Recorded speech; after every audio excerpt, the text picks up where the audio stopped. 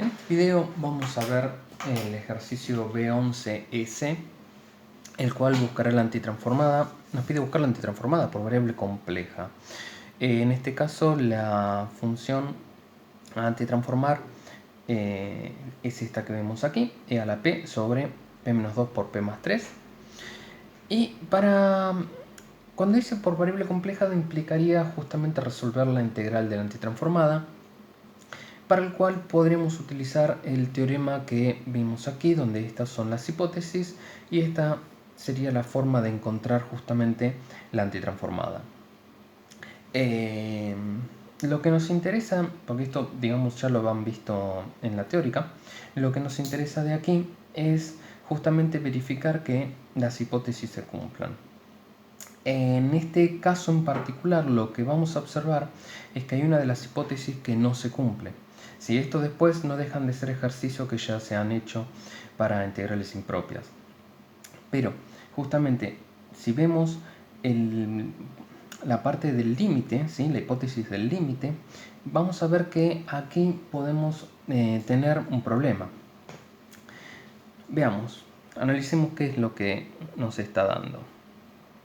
El límite, cuando p tiende a infinito de f de p, va a ser en este caso el de e a la p por p más 3, p menos 2.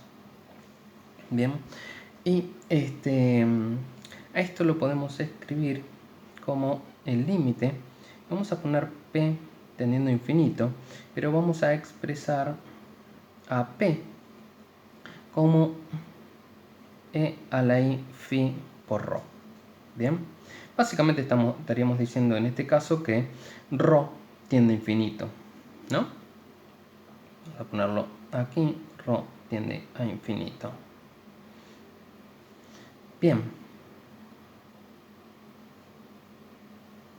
entonces justamente si hacemos el reemplazo vamos a expresarlo de la misma manera de antes, porque lo que quiero hacer es tomar dos casos en particular. Por un lado, ¿sí? Donde phi es igual a 0, ¿sí? ¿Qué vamos a tener? El límite cuando ρ tiende a infinito de e a la ρ sobre ρ más 3 por ρ menos 2, ¿sí? Y esto no es otra cosa que infinito, ¿sí? Porque esto tiende a infinito y si aplico L'Hopital dos veces, esto va a ser una constante, pero esto va a seguir siendo e a la ρ, que va a tender justamente a infinito. Por otro lado,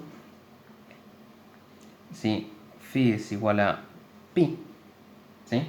Lo que vamos a tener es que justamente p va a ser menos ρ, ¿sí? Porque esto vale menos 1, e a la i pi. Entonces tendremos el límite cuando ρ tiende a infinito de e a la menos ρ sobre menos ρ más 3 menos ρ menos 2. Bien, y en este caso ahora el límite no tiende a infinito, porque esto tiende a 0 y esto tiende a infinito, y el 0 sobre infinito, esto da igual a 0.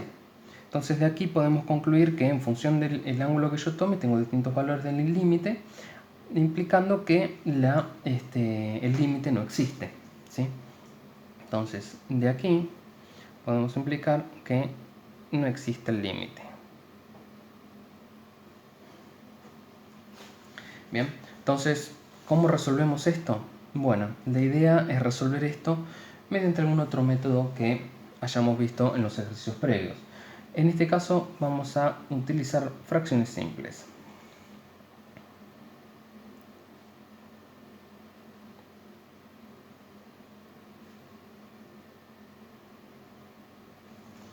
Obviamente necesitaremos algunos ejemplos de la tabla, ¿sí? Que hemos puesto aquí, pero primeramente vamos a usar fracciones simples.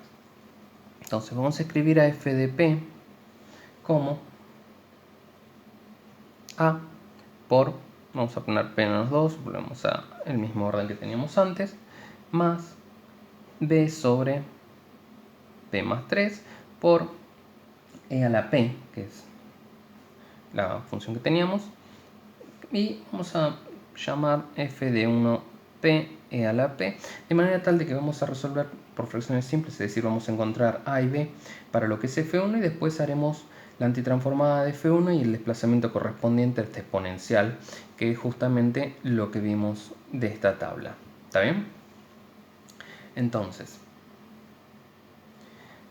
para lo que es a, ¿sí?, lo vamos a calcular como el límite cuando p tiende a 2, ¿sí?, de p menos 2 por f de p.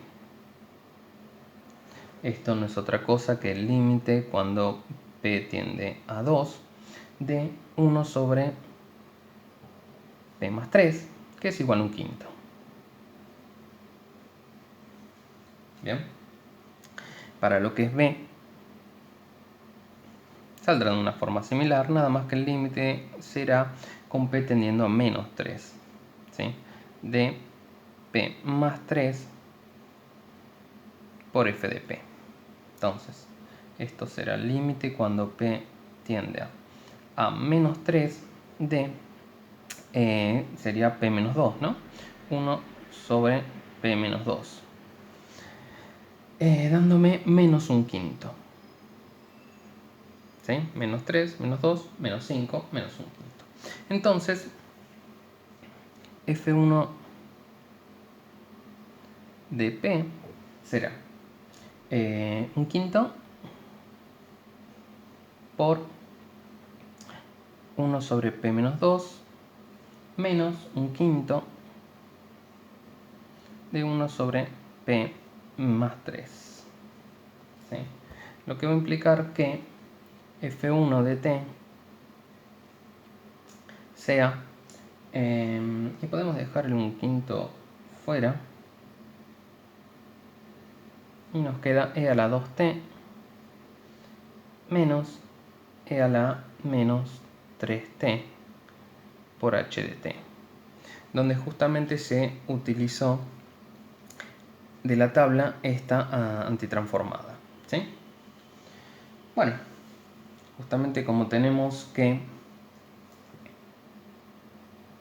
f de p es f1 de p por e a la p, tendremos finalmente que f de t será justamente f1 de t, pero corrida en, o sea, haciendo un corrimiento en más 1, ¿no?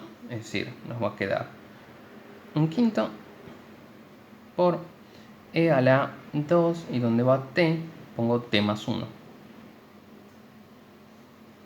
menos e a la menos 3 t más 1, todo esto por h de t más 1, ¿sí?, siendo esta